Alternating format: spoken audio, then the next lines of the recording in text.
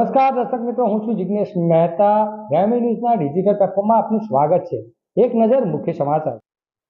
હું મારી સાઈડમાં જ જતી હતી, પણ અચાનક ટ્રક આવી ગઈ અને મને બચવાનો સમય જ ન મળ્યો. અહીં રસ્તા પર ધૂળ અને કણ બહુ જ હોય છે, જેની મુશ્કેલી છે. બારડોલી નજીક બાબેનજી સામે આવેલ સુગર ફેક્ટરી વિસ્તારમાં ફરી એકવાર માર્ગ અકસ્માતની ગંભીર ઘટના સામે આવી છે. લેક સિટી બાબેનમાં રહેતી નિષ્ઠા હિન્દુસ્તાની બપોરે પોતાના એક્ટિવા પર કામસર બારડોલી તરફ જઈ રહી હતી. ત્યારે બારડોલી સુગર ફેક્ટરીના ગેટમાંથી અચાનક બહાર નીકળતી ટ્રક સાથે અથડામણ થતા અકસ્માત સર્જાયો હતો. અકસ્માતમાં યુવતીને મોઢા અને હાથમાં ફ્રેક્ચર સહિત શરીરના વિવિધ ભાગોમાં ગંભીર ઈજા પહોંચી હતી. તાત્કાલિક તેને હોસ્પિટલમાં ખસેડવામાં આવી, જ્યાં હાલમાં સારવાર ચાલી રહી છે. સ્થાનિક રહેવાસીઓના જણાવ્યા મુજબ સુગર ફેક્ટરીમાંથી ઉડતા સુગરના બારીક કણો વાહન ચાલકોની આંખમાં પડતા દ્રષ્ટિ ઘટે છે અને અકસ્માતનો ભય રહે છે.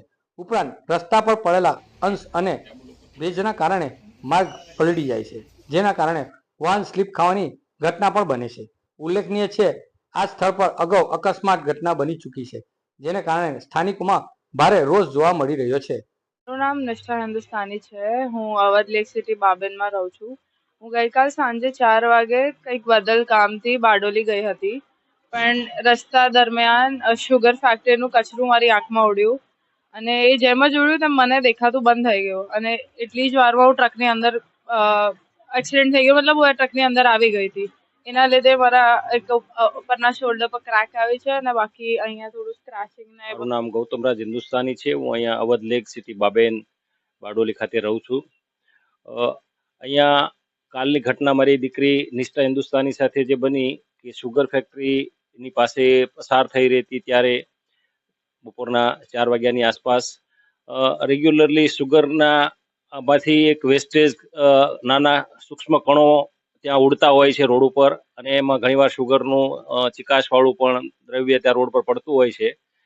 તો કાલે આ ઘટનામાં મારી દીકરીની આંખોમાં એ કણો પડતા એને દેખાતું બંધ થઈ ગયું અને એ અચાનક આ શુગરમાંથી નીકળતી ટ્રક સાથે એના સ્કૂટરનું અકસ્માત થયું. એ તરત જ બેભાન થઈ ગયેલી. ત્યાં સરદાર હોસ્પિટલ ખાતે એને દાખલ કરવામાં આવી.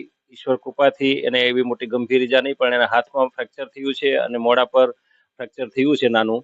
તો આ ઘટનાને લઈને એક પિતા તરીકે અને આ વિસ્તારના એક જાગૃત નાગરિક તરીકે મારે જે તે લગતા વળગતા તંત્રને અને બારડોલી શુગર ફેક્ટરીને ખાસ નમ્ર અપીલ છે કે આ વર્ષોથી આપણે આ લોકો બાબેનના લોકો હોય કે જાહેર રસ્તાને કારણે શુગર ફેક્ટરીમાંથી ઉડતું આ પોલ્યુશન વાળું જે કાંઈ બગાસનું કણો છે ઝીણા, એ લોકોના સેંકડો લોકો પસાર થાય છે, એની આંખોમાં પડતા હોય છે અને નીચે ચિકાસને કારણે ગાડીઓ સ્લીપ થતી હોય છે અને એના અકસ્માતો વારંવાર થતા હોય છે. હમણાં તે શિવાજી જયંતિ પર પણ એક યુવાનનું કરુણ મૃત્યુ થયું અને આપણે જોઈએ છીએ કે આવી ઘટનાઓ વારંવાર બની રહી છે.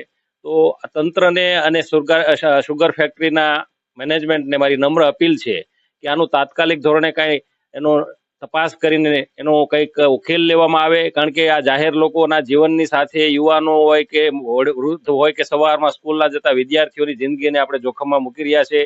લોકો દ્વારા તંત્ર સમક્ષ dust control system, traffic management અને સુરક્ષાની વ્યવસ્થા કરવાની માંગ ઉઠવા પામી છે.